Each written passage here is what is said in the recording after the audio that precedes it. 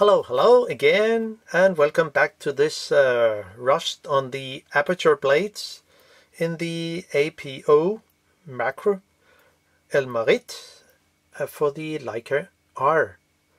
And this lens 2.8, and of course it's 100 millimeter. Yeah, of course, but well, it is. And I will make a film about the assemble part, which will of course be the opposite direction of the disassemble. Well, I mean, almost.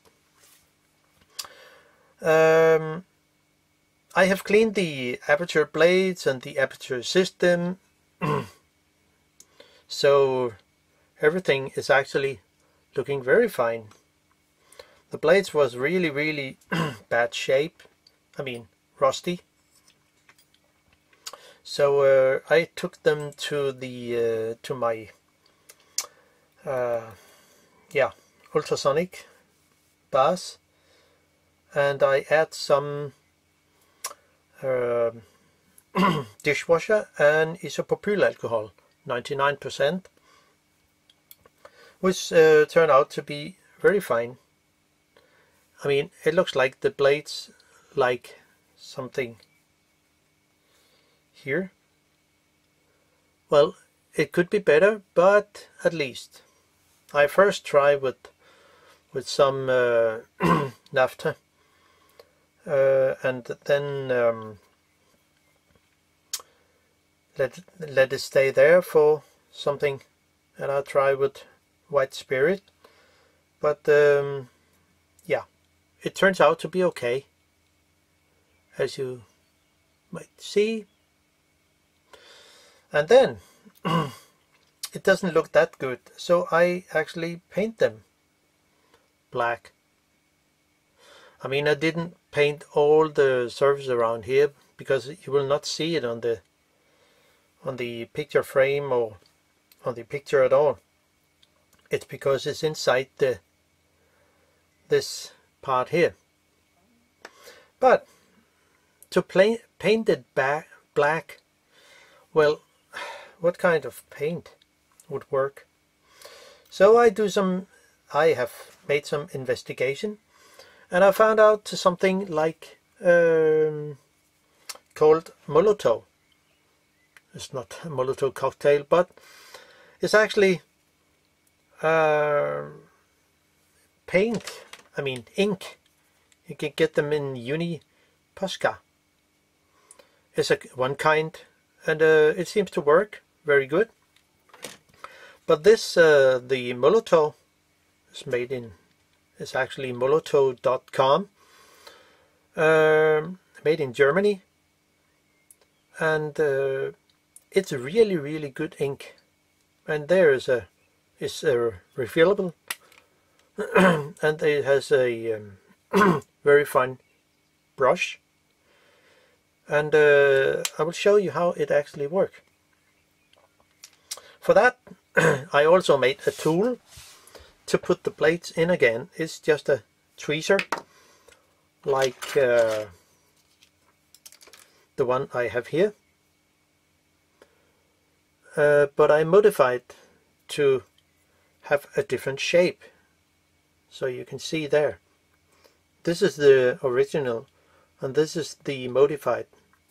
So the tips here are very thin compared to the other tweezer, and it's actually very good to put in blades, because I was looking for that for a long time, but I couldn't find any, so I make it myself. It's really good. Now, to actually paint the blades like the other I have made, I simply took the color, I mean this Molotov, and I will show you how it actually paints. Is very good. I mean, it looks, in the beginning it looks very shiny, but it will dry up to be completely matte at all. So you see here is very good, and the surface here on the blades doesn't really look that good, but I'll just paint it. One can use the tip or the side of the brush, but it really looked good. I mean, to me.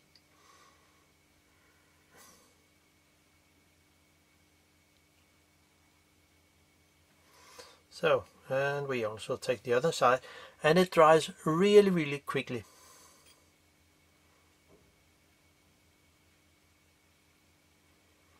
But it gives a good black surface. Of course, I don't have the real what do you say,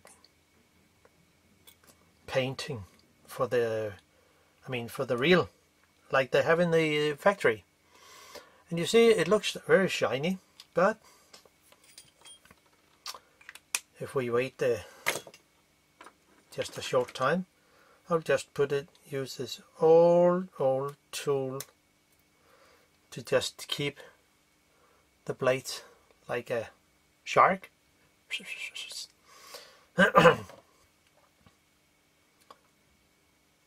And see, it almost dries.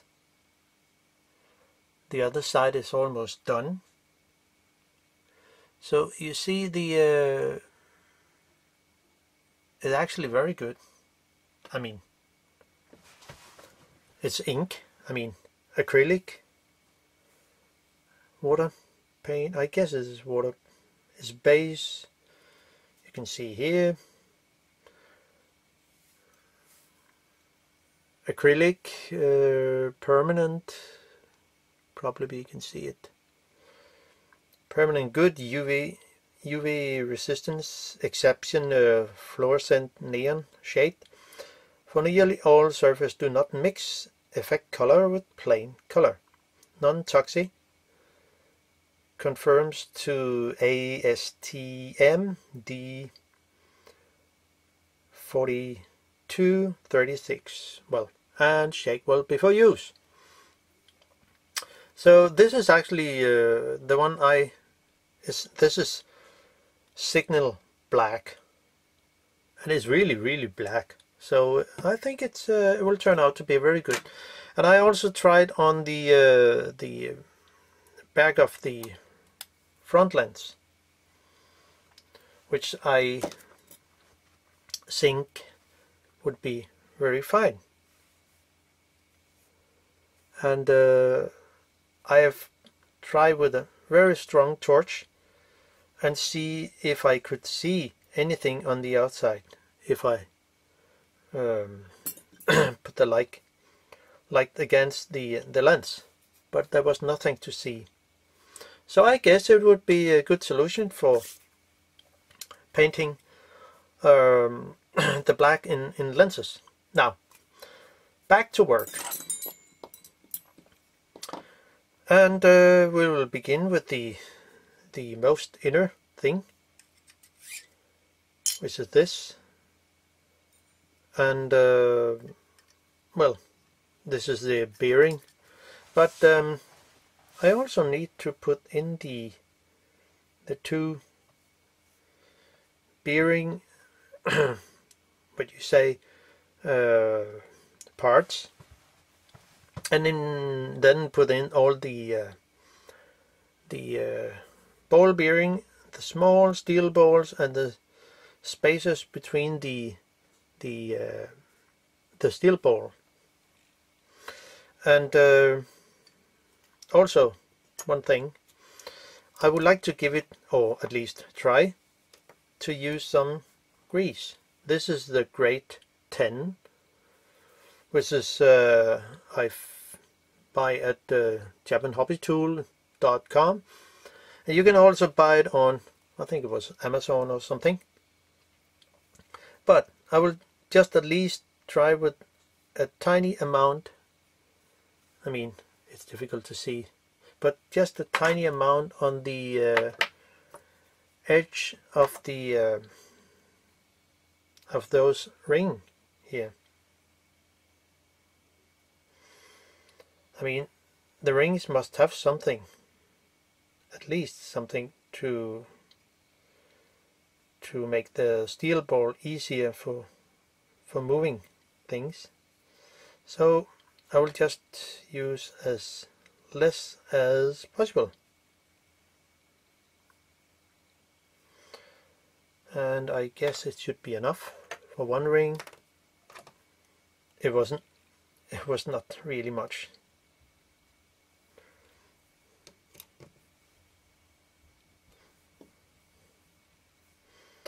So maybe one will say, well, there shouldn't be any loop on the inside of the bearing. Well, I don't know, but I think it will help just a little. And you see, can you see it? No, I cannot even. So that's for the that's for now. And then put parts into place. And I guess it will be a little tricky. So let's see how it will actually work. Maybe I should put it on something that would be keep the things in place. Maybe no, it's too big. Well, this cone maybe also too big. Okay, this one. It will fit perfect. And then it's time to put all the bearings in.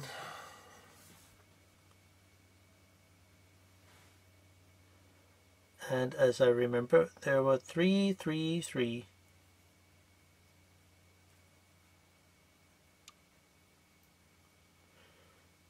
And maybe 4.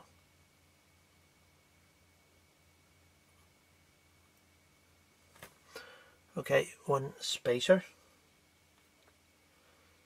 If we can move over here, so you better can see it properly. I mean, I hope so.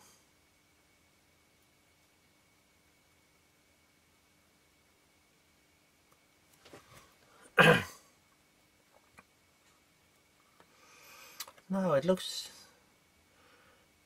not that hard.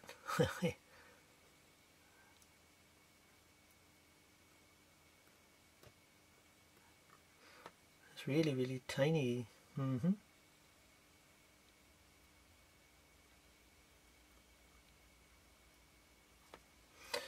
It has to go into the groove.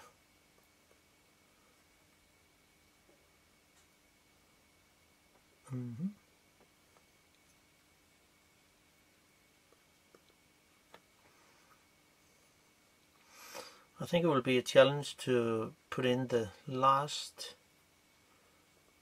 bearings. Well, oh, do you mind stay there?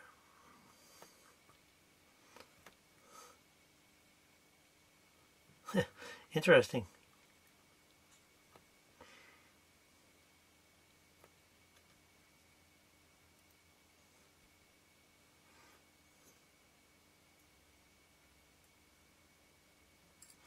Big concentration.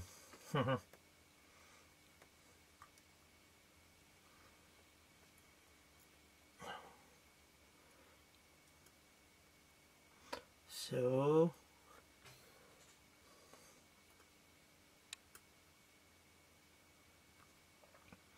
it's a shame I cannot have the camera in another position, so you can see what's actually going on. I mean, I hope it's okay. Oh.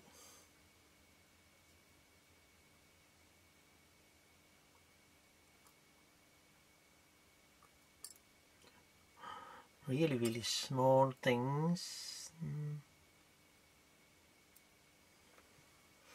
So, okay, and the other one over here come out.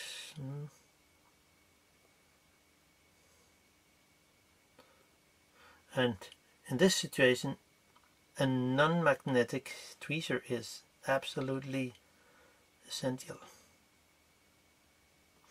As you probably can see, it would be a nightmare to put the balls in without a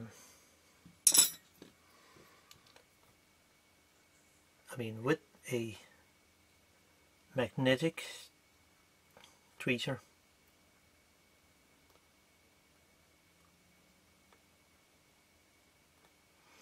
So let's see if things can come to work.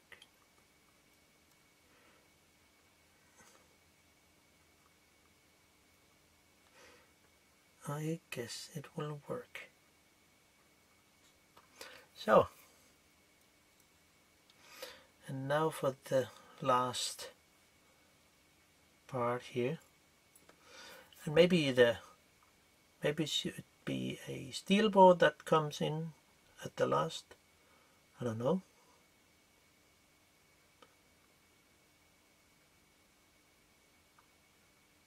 No, actually, it works all the way around. Now it's time to put in the other ring.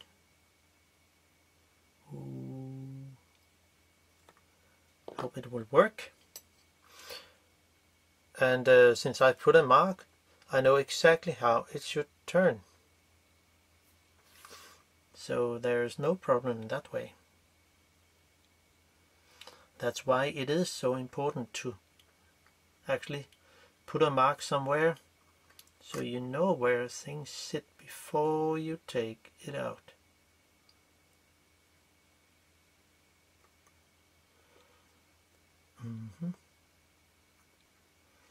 Will it fit there or not? Well, let's see how things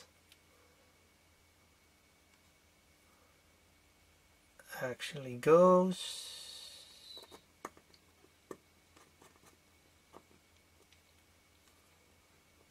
No, I don't think it's...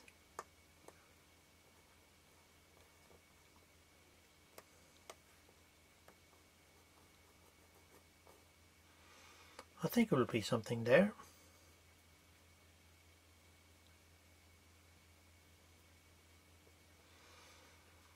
And let's see how it will... Sorry.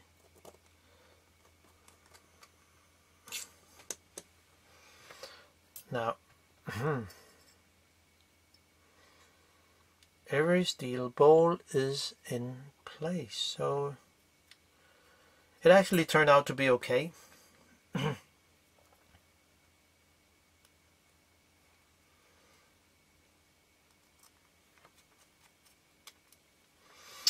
And just to be sure it will not,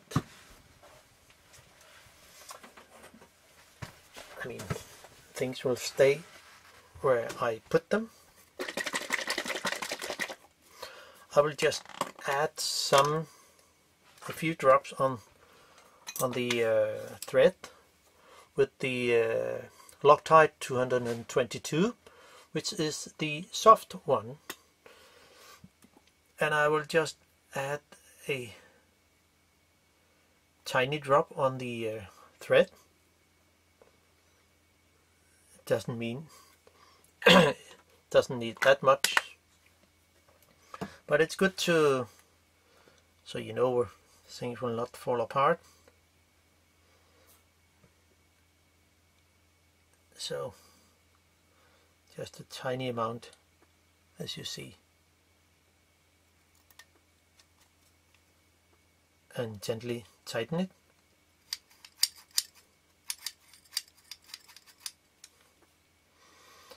And I do it with the other one. So I at least have some I mean, so I know where things sit.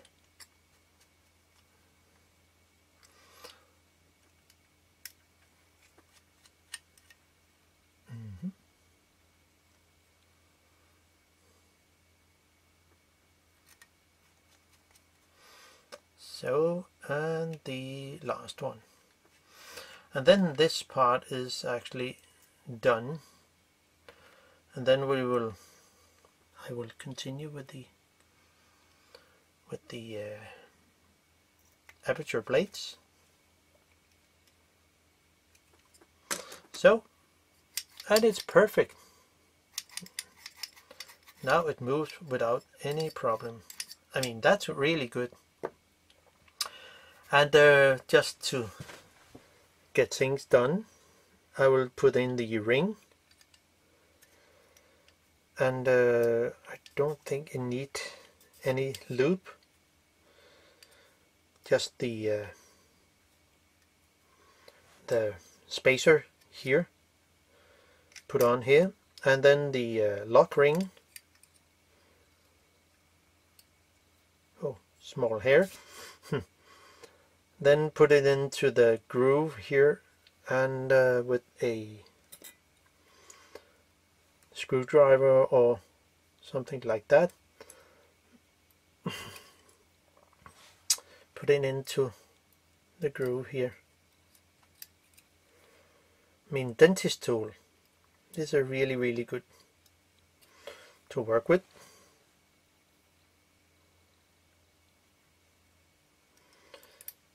So, and it sits there where it should. Wow. If you remember the first part, this was really heavy to move. But now it's really good. Wow, great. Now for the assembly part of the blades. Interesting thing. If you remember, I put a mark somewhere on the edge of one screw here, this here, and of course it has to sit with a screw where there is a groove there. So this one will fit perfect here. Maybe it's not the same if I put the ring here, there, or there. I think they are not.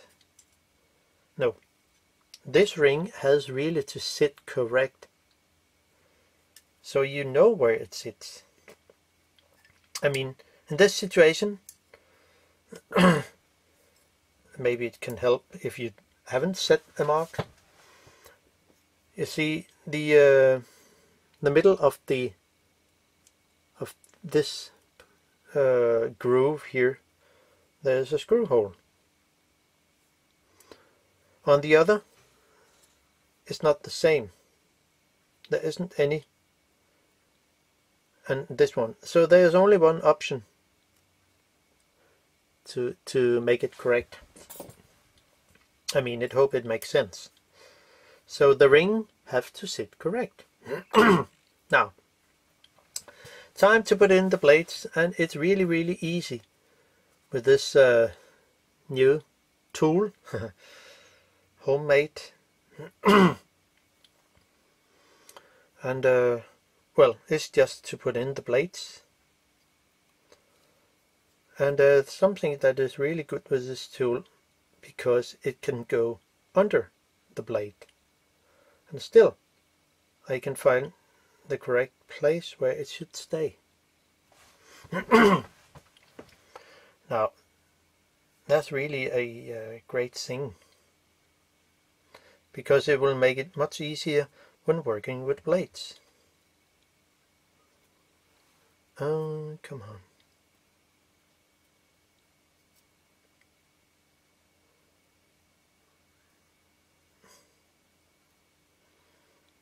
Come on, so.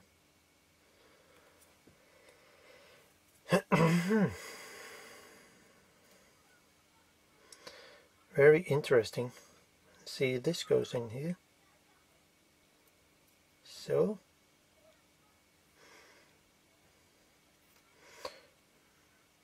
I mean, it looks really much better than in the beginning.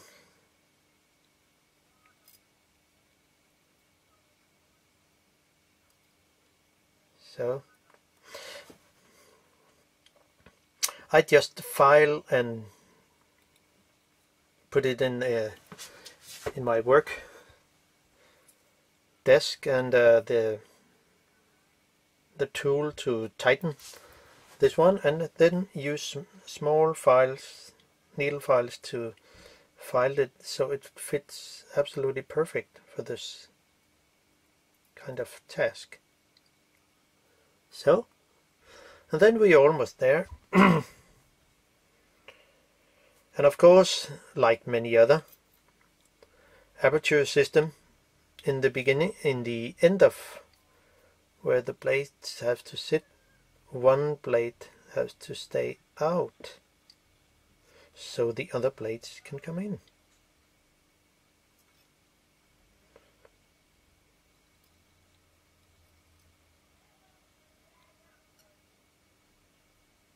Something like there. And of course the last blade that comes in this case I need to press out two other blades, and this one, and here you can actually see the hole is free. So, and then just pop in the blade, the last blade.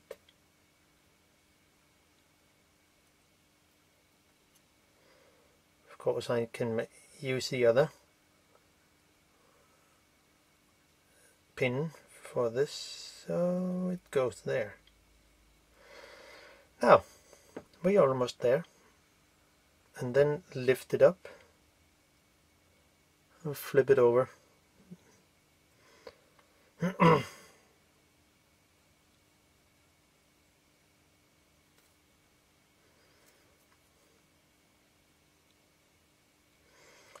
So I hope this actually turned out to be okay.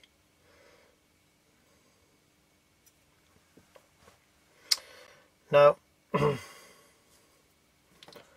then this ring will come in, and you see this this ring can only sit here. So when I press it over, I just have to align the blades correct, and so we're there.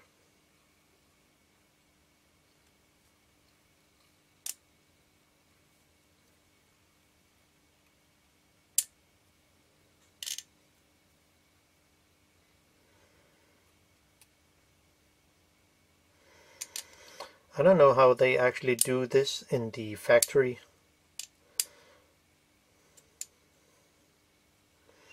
So, but I would guess it's almost the same way of putting blades in. But of course I have no idea.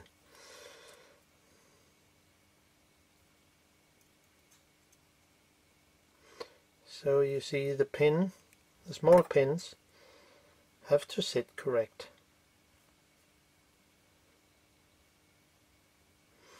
And then press it together. Just so. Though now we are almost there, I just have to, there's one blade here, just doesn't sit correct, but it will turn out to be okay.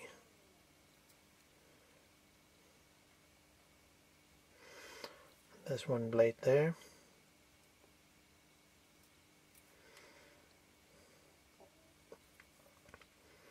And the last one here. Yeah, so we're there.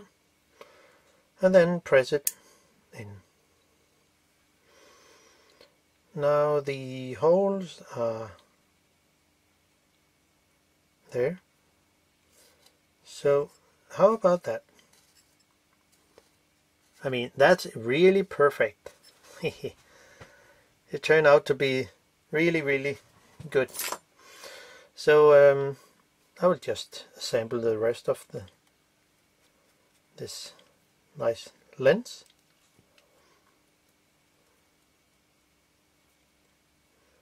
Okay, it will be fine.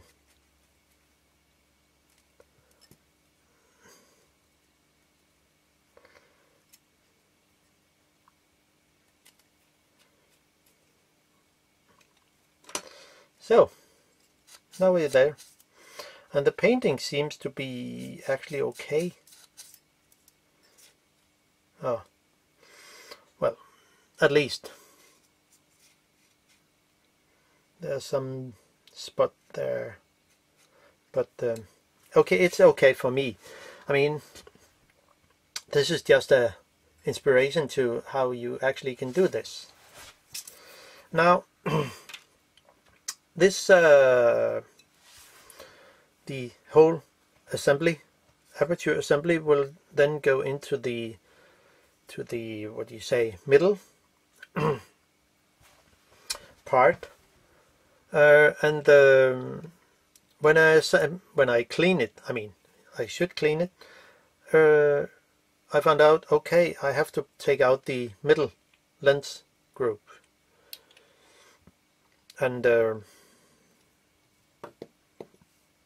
there's a retaining ring here that should fit in here. So I will just put this lens group in again, and it can only sit one way. I mean, that's it. It has to sit like this if you hold it, something like that. And of course I will do a cleaning of, I mean, a film about how to clean the lens element and this dusty lens. So we'll just put them in here, and it has really a tight fit. So there it is. And then the retaining ring, which will also come in.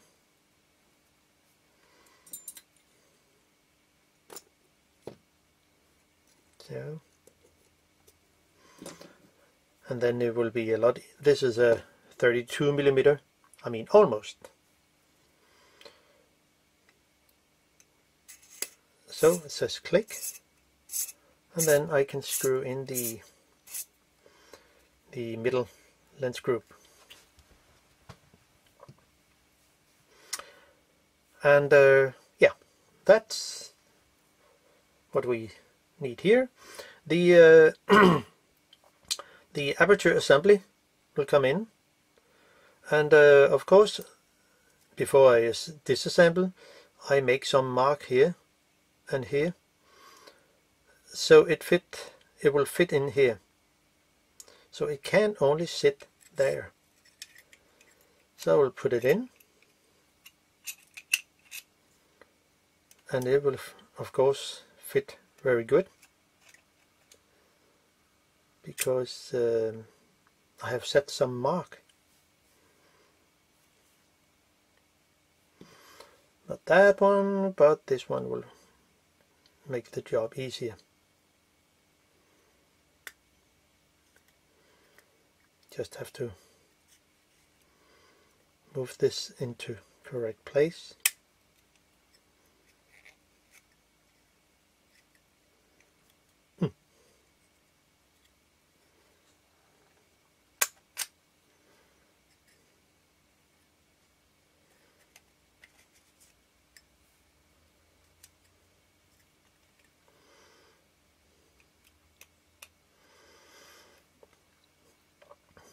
So, and we are almost there. Sometimes the small set screw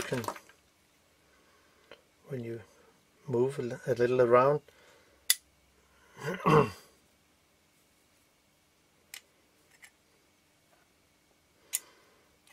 just have to tighten them, but we're almost there, hopefully. This one here, yeah, it was not loosened enough, so I will go there.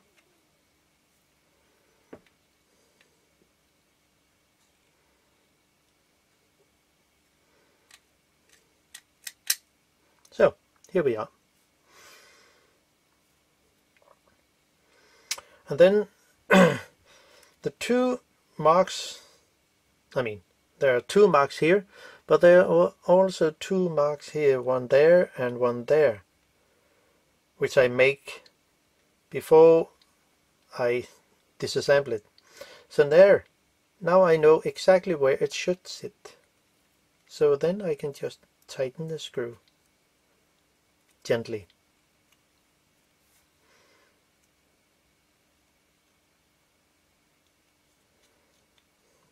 So, and the last one. So, that was it. So the only thing I need to do is actually put the aperture assembly in. See how beautiful it works. It's really, really good. Something like new. So the only thing I need to do is put it in. And there's no problem putting it in, because I set a mark here which is 1, and there's also a mark here which is 1. So I know exactly where it sits. And of course I set 2 marks here, and I also set marks there, so I know where this assembly will sit when it's correct. So just put it in and slide it in gently, and so the marks here you maybe can see there. So the only thing I need to do is to tighten the small set screw here, which will lock the aperture assembly into place. And that's it. I mean, the only thing we need to do now is actually to put in the back lens group with the aperture pin here. And like I mentioned in the beginning of the when I disassembled the lens, that it should stay on 22. No. It should stay on 2.8 before you put this in. So it has to stay full open, like you see here, and not fully closed. So full open, and then put this plastic thingy, I think it's a kind of a light trap or something, put it in. I think it should be glued in, but I mean, it maybe can sit by itself. Where do my tweezers go? Here. So, I mean, it can only sit that way.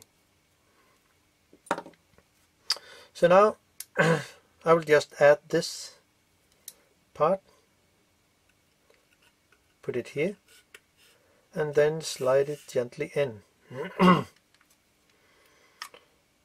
So where do my dot here? 2.8. And then I can just add the 4 screws on the back.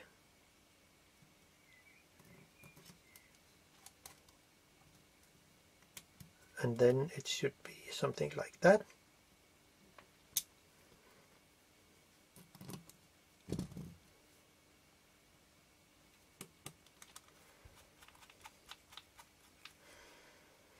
And just check if it will work or not. Wow, see, it's something like new. How about that?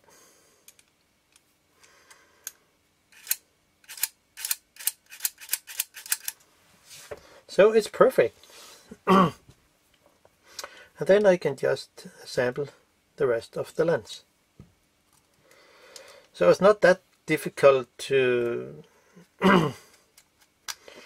I know I do not put Threadlocker on this, but it's just because I have to go into the lens again, so there's no need for that.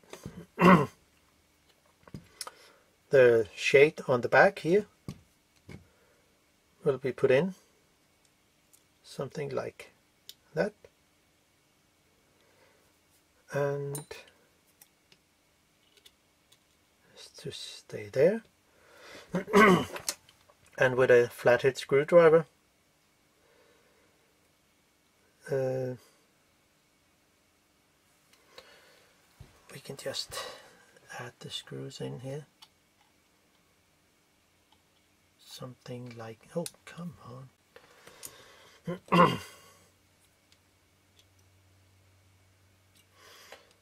Okay, put away from 16 or so, and then add the screw.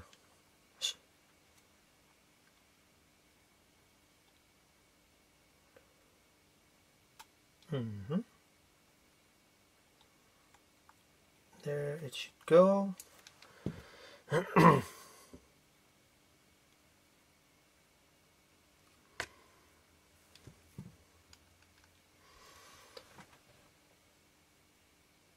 So there. And the last one.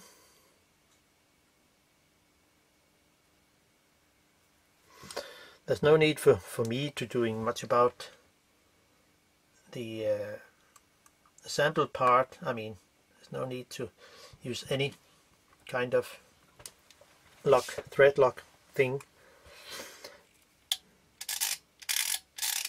And there we're done. So the only thing I need to do is put in the front parts. So the front lens groups, the two lens elements, will come in, and it can be a little tricky to put in, but let's see how it will go. Flip it over. I know there's dust on the lens element, but for now it doesn't really matter to me. I will clean the lens anyway.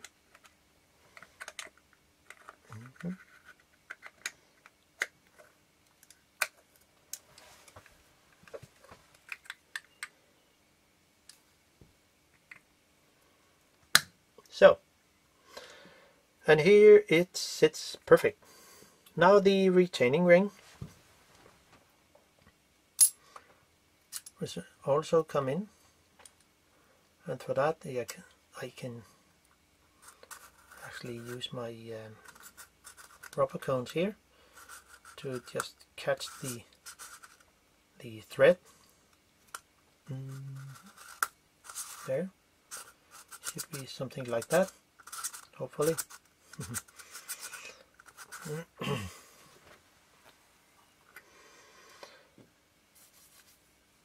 Well, it turned out to be very good, in my opinion, and maybe you have some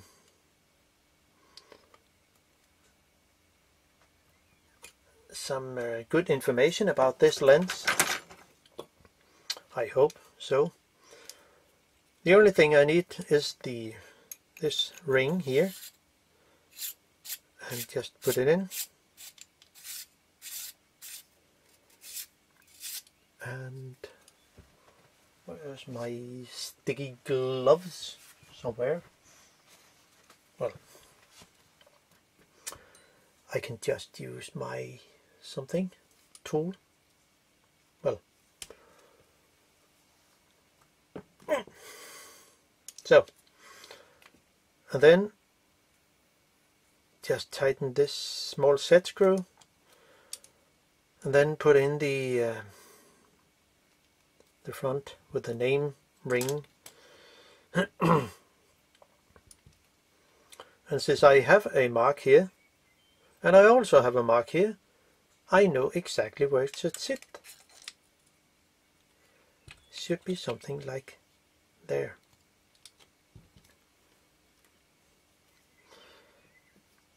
And you see, when working with a lens without a repair manual or service manual, you are lost without,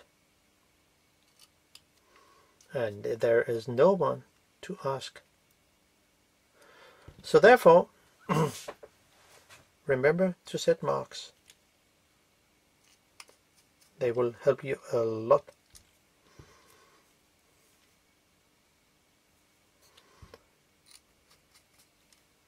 So, and the last screw, and then the plastic cone thingy. Oh, haha. You see, I forgot something. Okay, well, back again. Of course, I lost this ring. I saw it on my desktop, but it's good. It is not something else. So now, of course, it will sit here, and it says, come on, say click, yeah, there, and then screw it in. And now we are back on track.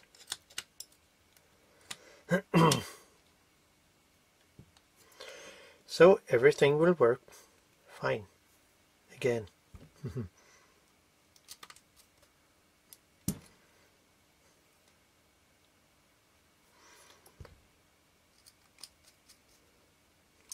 And I think the lens cleaning will also be interesting to make.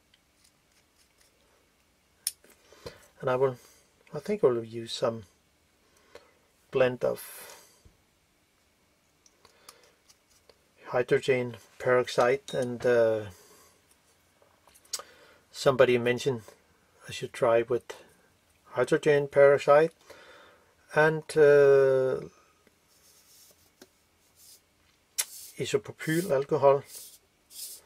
Well, I will give it a go. Let's see how it will work. So